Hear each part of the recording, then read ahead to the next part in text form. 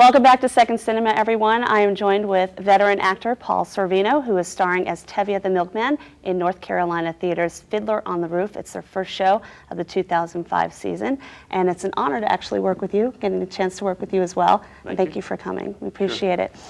Paul, your background is in opera. You started a long time ago going to the Dramatic Arts School in New York and wanting to pursue that. So theater is a background that you have. But where does independent film come in to your career? I don't know. It just seems to be they always came around in the last 35 years that I found good scripts and did them, you know. I think everybody is doing that now, except some people who only want to make $25 million a picture. But I mean, it seemed to me I was an actor to do the best roles I could find, and so those are the roles I did.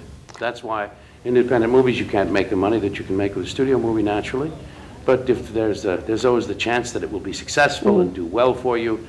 But primarily, it's to do a really good role in a really good movie. Were some of your earlier films independents? Yeah. How did you find that you benefited from that as a younger actor? Just as experience. I mean, I don't think any of the independents I did was a big hit. I really don't. I don't think so. Just when I look back on it, no. But it was just work to do, and as an actor, you go where the work is. Do you find that it was a learning experience, if anything? Well, everything. Independent movie is just like any other movie, except that you have less time and fewer crew members to help you. But it's still the same process, and it's okay, less time. I don't like to do a lot of takes anyway, because by the time I get to the set, I'm pretty well prepared, and I know my character's done long before I step on the set. So I know what I'm going to do. So when you start to do 6 and 7 takes and 8 takes, it's tiresome and not necessary. And you find that a lot of people in studio movies that do a lot of takes because they want, you know, the fly that went to the corner of the frame, they want to make sure that fly is out. Or if there was a speck of lint on the lapel of one of the actors, then they do this the take again. And sometimes I've ended up with as many as 60 and 70 takes without any reason or rhyme. So I liked independent movies also because they're fast, and very often they do subjects that have more heart than the movies made by the big studios, which are essentially very commercially oriented. You cannot do certain themes. Studio movies cannot be done with certain themes. Interestingly enough, television is more brave than commercial movie making. Did you enjoy your time? All kinds of stuff on television. Right. Did you enjoy your time when you did a lot of the indie films? Yes, I did. Yeah. Do you have one in particular that you remember that was? I should have thought of that before, shouldn't I? It's okay. Anything that really comes to your mind? A good experience? I'm trying to think of the movies that were significant and were independents. I started doing them later in my career, later in the 80s and 90s, and in the 2000s. I don't know, I had fun. Well, I can't give you a specific, but I can tell you this, that as an actor in an indie, you have a lot more freedom because they really need you. And so you really do, you have a little more freedom. But the whole thing of movie making for an actor is not the best way to be an actor. Unfortunately, it is the only way to be an actor and make a living. But as an actor in film, you are just contributing pieces for a director to assemble later in a dark room. Where on stage, as we are doing Fiddler, you are doing the piece from morning, a beginning, middle, and end. And it is yours, which puts you in the category of a primary artist. A primary artist is a fellow or a woman who can learn from his own mistakes day by day. You learn nothing being a movie actor. You merely discharge the battery. On stage, you are learning all the time. You are growing and learning until you stop. So if there were a way to make a living only on stage, probably way fewer people would go into film. You think so? I do. Well, you enjoyed being on stage. I mean, that's what you were pursuing initially. I enjoy being on stage. So do most actors I know. It is. It's real. It's new every day. Now, I will condition that by saying if I'm the director, I like film.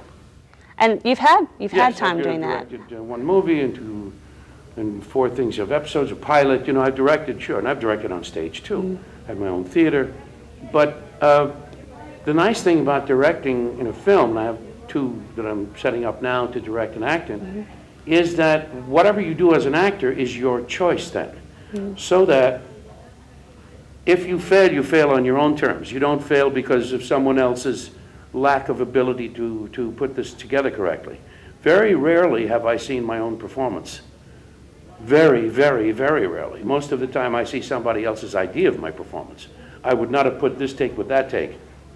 Or I would have not cut this, or I would have not put that in. So when I've directed myself and I see the result, I have only myself to blame or to praise. And then it's at least my work. And all primary artists want to do their own work. They want to, I'm also a sculptor, as you may know. No one comes into my studio and says, you know, Paul, that's really good, but you know, you'll put the hand over here. I'll say, no, I think you must leave now. It's time for you to leave. We've had a nice chat, and it's time for you to leave my studio. I'll do it, and I'll do it in the best way I can, and I will learn from it, and I will be responsible, good or bad, and that makes me an artist. I exercise my own insides, and I grow, and I grow, and I grow. As a movie actor, you don't grow, which is to explain why most movie actors in the towards the end of their careers, or middle ends of their careers, are not as good as they were when they began. You may notice that. So you find that it's very creative being able to do those things. You like exploring your own creativity. To be on stage or to direct and act in a movie. That's very creative. If you were to offer advice to actors, aspiring actors, or even those who have been in the business a while, what advice would you give them? Go back to the stage every couple of years if you can. Al Pacino has done that whenever he could. It's good advice for youngsters because the stage is where you learn the trade. This is a trade like any other. Movies is a section of the trade. It's like it's piecework. It's like you are not the tailor, you make the armhole. Right. I use this analogy because my father was a foreman in a garment factory. And so you're the guy who makes the armhole, or you're the guy who makes the pockets. They call them pocket makers. Whereas a tailor makes the entire garment. And so they're worthy of more respect because they know more, they feel more, they are more. Interesting. And if that's the kind of fellow you are, then that's what you should do. But make sure you go back to the stage and try to look for that. Don't look for, say, every 2 or 3 years, without worrying about money, I will take off 8 weeks, 10 weeks, 15 weeks, do something on stage to recharge my battery and find the primary essence of my work as an actor. And then you won't go stale. And how have your experiences been here so far? Terrible, I hate it. Oh, great. Great. This has been really wonderful. It's a wonderful role for you. You know, you get lucky sometimes, and it's not always. It's a lot of wonderful young people, as you know, in the cast, and that always invigorates things. And a lot of people who want to learn. A lot of people have a good attitude. I'm not finding bad attitudes around, because then you just kind of pull back when there's bad attitudes. Say, okay, I'll do my thing, they'll do theirs.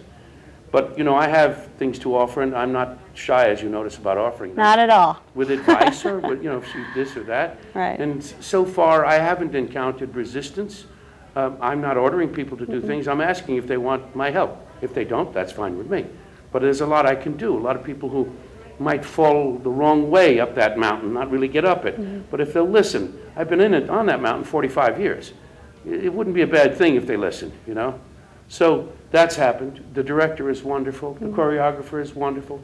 The staff of the theater. I have nothing to say except that I'm having a grand time, and I hope that people really enjoy this because I'm enjoying it, and I know I'm contributing something different from what has been contributed by the other Tevias because primarily I'm an actor. Even though I'm an opera singer, even though I've done lots of concerts and singing and a number of shows, essentially I'm an actor. So I look at it from the perspective of an actor and highly develop those sections of the text which may have been glossed over when a musical performer does it, or a great comic like Zero Mostel. Right. I will never be Zero Mostel. He's a great genius, and we should retire his jersey in this role. But I have what to offer myself.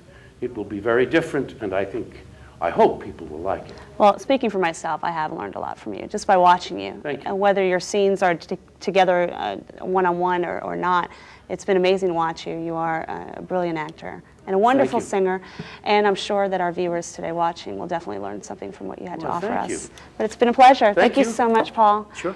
And we'll be right back with more Second Cinema, so keep it here.